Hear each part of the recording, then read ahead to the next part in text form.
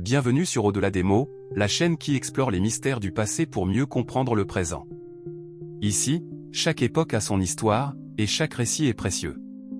Installez-vous confortablement et rejoignez-nous pour un voyage fascinant. Ce matin-là, tout semblait paisible. Le genre de matin où l'on croit, naïvement, que le monde est en équilibre. Je déverrouillai la porte de ma boutique comme chaque jour, et une bouffée d'air frais m'accueillit. La ville s'éveillait lentement, les pas pressés résonnaient sur les pavés encore humides, et le ciel s'habillait de rose pâle et d'or.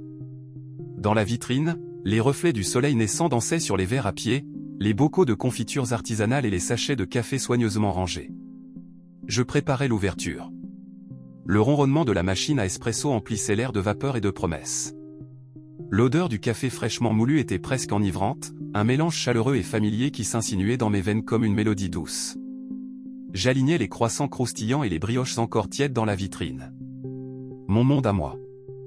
Ma boutique, c'était plus qu'un commerce. C'était un prolongement de moi-même. Chaque plante suspendue, chaque meuble chiné, chaque rayon avait été pensé, façonné, aimé. Ce lieu m'avait vu rire, pleurer, douter, me relever. Il m'avait tenu debout quand tout le reste vacillait. Et puis, mon téléphone a vibré sur le comptoir. Une seule notification. Maman. Julie, il faut qu'on parle. Ce soir, chez nous. Aucun emoji. Aucun bisou ou je t'aime. Juste ces mots sobres, chargés d'un poids que je ne pouvais pas encore mesurer, mais qui me serrait déjà le ventre. Le soir venu, je me suis rendu chez mes parents, la gorge nouée. Le trajet m'a paru plus long qu'à l'accoutumée, comme si chaque mètre me rapprochait d'un précipice invisible.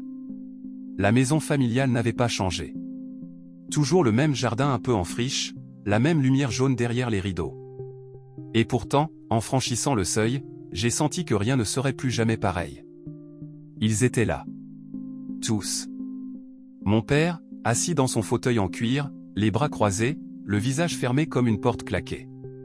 Ma mère, le dos droit, les mains jointes sur ses genoux, les yeux embués d'une inquiétude contenue. Camille, ma sœur, tapotait son téléphone nerveusement, les lèvres pincées d'impatience. Et Romain. Mon petit frère. Celui avec qui je faisais des cabanes quand nous étions enfants. Il avait le regard creux, les joues creusées. Un homme au bord du gouffre. Le silence dura trop longtemps. Puis, mon père prit la parole, d'un ton sec, presque impersonnel.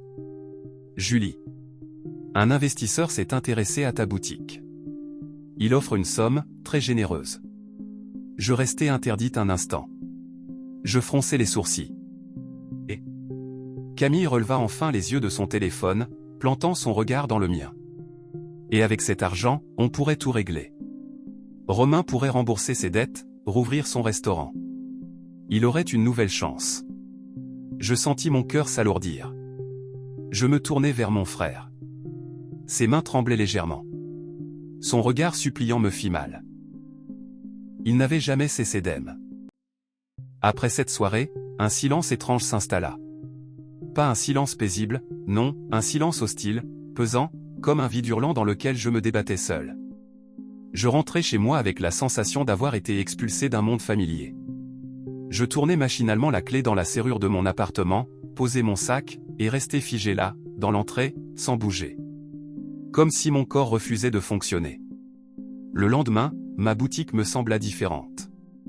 Les murs, jadis pleins de chaleur et d'odeurs réconfortantes, paraissaient froids. Même la lumière semblait hésiter à entrer. Je me forçais à sourire aux clients, à servir les cafés, à parler comme si de rien n'était. Mais en moi, tout criait. Puis, les messages commencèrent à arriver. Le premier venait de Camille. Julie, il n'est pas trop tard. Réfléchis. Pense à Romain. Pense à nous. Le ton était doux. Suppliant. Puis, au fil des jours, ils changèrent. Tu es égoïste. Tu te rends compte de ce que tu fais subir à ta famille. On ne te reconnaît plus. Tu nous déçois. Chaque mot était une flèche. J'essayais de me dire que j'étais dans mon droit, que j'avais le droit de choisir ma propre vie.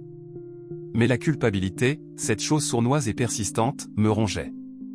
Mon père, lui, s'était complètement muré dans le silence. Pas un appel. Pas un message. comme si j'avais été rayé de sa mémoire. Quant à ma mère, elle m'appelait encore, mais sa voix était différente. Froide. Comme un robot récitant un script. Bonjour Julie. C'était juste pour savoir si tu avais changé d'avis. Je répondais non. Toujours non. Mais à chaque fois, ma voix tremblait un peu plus. Et puis, un jour, Romain est venu. Je ne l'attendais pas. Il est entré dans la boutique sans un mot, sans un regard pour les autres clients. Son visage était fermé, mais ses yeux, eux, débordaient d'émotions, colère, chagrin, fatigue, désespoir. Je n'ai même pas eu le temps de dire bonjour. « Pourquoi tu fais ça, Julie ?» demanda-t-il d'une voix rauque. Je le regardais, le cœur battant. « Parce que c'est mon rêve, Romain. Comme toi, tu avais le tien. » Il éclata. « Mais moi, je l'ai perdu, hurla-t-il, les veines du cou tendues, la rage dans chaque syllabe. « Tu ne comprends pas ? Je n'ai plus rien, Julie. Rien. » Les clients se figèrent. Moi, je reculai d'un pas, choqué par la violence de sa voix. Il s'approcha un peu plus, baissa le ton, mais ce qu'il dit ensuite me glaça le sang. « Et maintenant, toi aussi tu vas perdre quelque chose. » Ces mots claquèrent dans l'air comme une malédiction. Puis il tourna les talons et sortit, me laissant là, figé, le souffle court, les mains tremblantes. Quelques jours plus tard, ma mère m'envoya un message sec. Réunion familiale. Samedi. Sois à l'heure. Je ne savais pas pourquoi j'y allais. Peut-être par espoir. Peut-être par peur. Peut-être parce qu'au fond, malgré tout, je voulais encore croire que tout cela n'était qu'un immense malentendu. Mais le samedi arriva comme un orage silencieux. Depuis le matin, une angoisse sourde m'enveloppait. Une boule logée quelque part entre mon estomac et ma gorge ne cessait de grossir à mesure que les heures défilaient. Je me préparais mécaniquement, enfilant un pull doux, comme si le tissu pouvait me protéger de ce qui m'attendait. Je pris le chemin de la maison familiale comme on marche vers l'échafaud. Chaque pas me semblait plus lourd que le précédent. Lorsque j'arrivai devant la porte, j'eus une brève hésitation. L'envie de faire demi-tour me traversa l'esprit. Mais quelque chose, peut-être la dernière étincelle d'amour, ou un besoin désespéré de me faire entendre me poussa à entrer. À l'intérieur, tout était en ordre. Trop en ordre. La table du salon avait été débarrassée, les chaises alignées comme dans une salle de réunion. Sur le mur, les photos de famille me fixaient, témoins muets d'un passé désormais lointain. L'odeur du café flottait dans l'air, familière, mais sans la moindre chaleur. Ils étaient là. Mon père, assis au centre, droit comme un juge, le regard dur, impassible. Ma mère, les mains crispées sur ses genoux, pâle comme un linge. Camille, les bras croisés, le regard fuyant.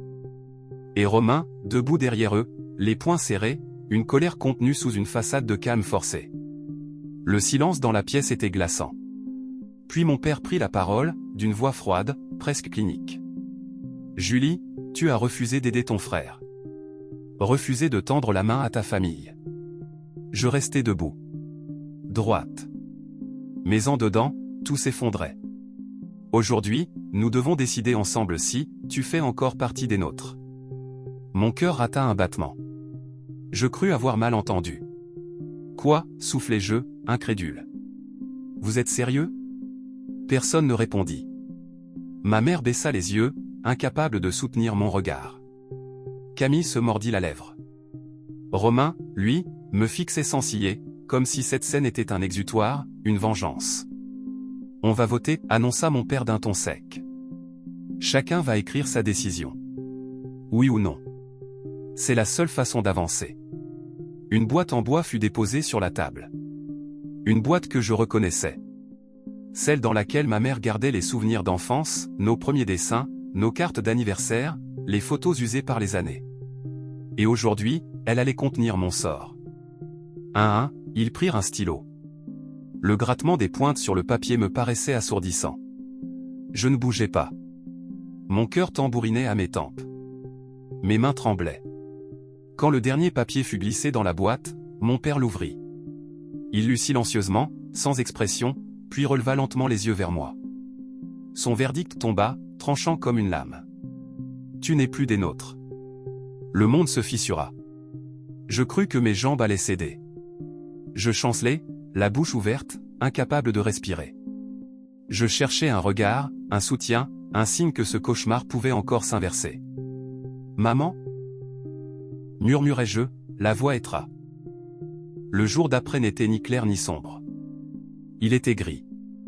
Un gris lourd, pesant, collant à la peau comme une brume glaciale. Je m'éveillai dans mon lit, sans comprendre tout de suite où j'étais, ni pourquoi mon corps entier me faisait mal. Puis tout revint. Les mots. Le silence. Le vote. Le regard vide de ma mère. Le visage impassible de mon père. La cruauté muette de Camille. Le mépris dans les yeux de Romain. Je restais allongé là, immobile, les yeux ouverts sur le plafond. Ce plafond que je connaissais par cœur, et qui, ce matin-là, me paraissait étranger. Je n'étais plus Julie la fille d'eux. Je n'étais plus Julie la sœur d'eux. J'étais, quoi? Personne? Je ne pleurais pas tout de suite. Pas encore. Je me levai. Préparer un café. Par habitude. Mais même l'odeur que j'aimais en éveilla rien en moi. Je portais la tasse à mes lèvres, mais le goût me semblait fade. Comme si mes papilles aussi avaient décidé de se taire. Ce jour-là, je ne suis pas allé à la boutique. Je suis resté chez moi, roulé sur le canapé, le téléphone entre les mains. L'écran noir. Aucune notification. Aucun appel manqué. Aucun message. Je me forçais à en envoyer un. Maman, je suis désolé si je vous ai fait de la peine. J'espère que vous allez bien. Pas de réponse. Le lendemain, j'en envoyais un autre. Camille, est-ce qu'on peut juste parler? J'ai besoin de toi. Silence. Je tentais Romain. Malgré tout. Je pense à toi. Toujours. Tu es mon frère. Il ne répondit jamais. Et ainsi passèrent les jours. Puis les semaines. Chacun de plus silencieux que le précédent. Chaque silence une gifle. Chaque absence un deuil. Je retournais à la boutique comme une somnambule. Je souriais aux clients, je préparais les commandes. Mais tout sonnait faux. La boutique, autrefois mon refuge, n'était plus qu'un décor vide. Il m'arrivait de me surprendre à parler toute seule, juste pour entendre ma voix. Pour me prouver que j'existais encore. Et puis il y eut Noël. Je ne savais même pas quel jour on était, jusqu'à ce que je voie les photos sur les réseaux sociaux. Un sapin, immense, trônait dans le salon familial. Les bougies brillaient. Les assiettes étaient pleines. Ma mère riait. Mon père tranchait la dinde avec application. Camille posait un baiser sur la joue de Romain. Ils souriaient. Ils étaient beaux. Vivants. Unis. Et moi? J'étais absente. Effacée. Je me suis écroulé sur le carrelage de la cuisine, la tablette encore en main. J'ai hurlé. Pas de douleur. Pas de rage. Un cri de vide. Comme si je me vidais moi-même de ce qu'il restait de mon cœur. Les jours qui ont suivi furent flous. Je dormais peu. Je mangeais à peine. Je travaillais machinalement, et je retournais chez moi, où le silence m'attendait comme un chien fidèle. J'avais l'impression d'être morte sans que personne ne le sache. Et puis, un soir. Alors que je fermais la boutique, j'entendis un bruit, de l'autre côté de la rue. Je levai les yeux. Et je le vis. Romain. Il était là, immobile sous la lumière d'un réverbère, les M. Il ne s'est pas passé un miracle. Pas de révélation soudaine. Pas de rayon de soleil traversant les nuages. Pas de voix intérieure m'ordonnant de me relever. Non. Ce fut plus lent. Plus brut. Plus humain. Un matin, alors que je balayais machinalement l'entrée de la boutique, j'ai vu mon reflet dans la vitrine. Et je ne me suis pas reconnu. Une femme pâle, les yeux cernés, les épaules tombantes, le regard éteint. Comme une bougie oubliée dans un coin de pièce vide. C'est ce jour-là que quelque chose a bougé en moi. Pas une lumière. Une colère. Une colère sourde, froide. Pas contre eux. Contre moi. Contre ce que je m'étais laissé devenir, l'ombre d'une femme qui s'était pourtant battue pour exister. Alors, j'ai pris une décision. Je suis entré dans la boutique. J'ai fermé les rideaux. Et j'ai tout vidé. chaque étagère, chaque décoration, chaque souvenir. Je voulais tout recommencer, tout réécrire. Non pas oublier, mais reconstruire. Mes mains tremblaient parfois. D'autres fois, elles se mettaient à bouger seules, comme guidées par une urgence vitale. Peindre, réparer, nettoyer, casser, jeter, recommencer. Et pendant que les murs changeaient de couleur, moi aussi je changeais. Jour après jour, ma peine devenait autre chose. Elle ne disparaissait pas. Mais elle cessait de me noyer. Je décidai de renommer la boutique Le Refuge. C'était plus qu'un nom. C'était une promesse. Pour moi, d'abord. Pour ceux qui viendraient ensuite. Un lieu où l'on ne jugeait pas. Où l'on soignait, doucement. Où l'on reprenait souffle. J'embauchai une pâtissière, Clémence. Une femme lumineuse, drôle, avec des mains d'or et des silences pleins de douceur. Avec elle, je ne devais pas me justifier. Elle sentait les blessures sans les nommer. Nous avons commencé à organiser des petits événements. Des lectures de poésie, des ateliers d'écriture, des goûters pour les personnes âgées isolées. Et à chaque fois, les sourires qui revenaient. Les yeux qui s'illuminent. Les gens qui disaient « Merci d'avoir créé un endroit comme celui-là ». Et peu à peu, je sentais quelque chose renaître en moi. Une flamme. Fragile. Mais réelle. Et puis un jour, la clochette au-dessus de la porte tinta. Je levai les yeux depuis le comptoir. Et le monde sembla se figer. Romain. Il était là. Amaigri. Fatigué. Plus vieux qu'il ne l'était. Ses yeux avaient changé. Il n'y avait plus de colère. Juste, une grande fatigue. Et peut-être une honte qu'il n'arrivait pas à cacher. Il hésita. Puis s'avança vers le comptoir. Ses pas étaient lourds, incertains. Il me regarda, sans défier, sans fuir. Juste, humain. Salut, dit-il simplement. Mon cœur battait à tout rompre. Mais je gardai le silence un instant, le regardant comme on regarde une ruine familière. Puis je répondis. Salut. Il baissa les yeux, comme s'il cherchait les mots sur le sol. Je voulais juste voir, comment tu allais. Le silence s'installa. Mais ce n'était plus ce silence glacial d'autrefois. C'était un vide qu'on pouvait peler. Les années ont passé. Pas comme un vent qui emporte tout. Plutôt comme une pluie fine qui use lentement les douleurs et polit les silences. Il n'y a pas eu de miracle. Pas de grande scène de retrouvailles, pas d'embrassade au ralenti sous la pluie. Seulement la vie. Un pas après l'autre. Des gestes minuscules, presque invisibles, qui finissent par redessiner le contour d'une existence. Romain est revenu. Parfois. Toujours seul. Toujours sans prévenir. Il entrait dans le refuge sans bruit, s'installait à une table, commandait un café, parfois un gâteau et restait là. À lire. À écrire. À regarder les gens. Parfois, il me disait bonjour. D'autres fois, non. Mais il était là. Et je le laissais être. Parce que je savais que certaines blessures se pansent dans le silence partagé. Un jour, il m'a tendu une enveloppe. Dedans, une lettre. Je ne sais pas si tu me pardonneras. Je ne sais même pas si je le mérite. Mais je veux que tu saches que ta force m'a sauvé, même si je ne l'ai jamais dit. Tu n'as pas trahi ta famille. Tu t'es choisi. Et maintenant je comprends que ça aussi, c'est de l'amour. Je l'ai relu 100 fois. Je ne lui ai jamais répondu. Mais je l'ai gardé. Dans une boîte, sous mon lit. Parmi les choses précieuses. Quant à mes parents, je ne les ai jamais revus. Camille m'a envoyé un message une fois, 3 ans plus tard. Un simple « Je pense à toi ». Je n'ai pas su quoi répondre. Alors je n'ai rien écrit. Mais ce soir-là, j'ai dormi sans cauchemar.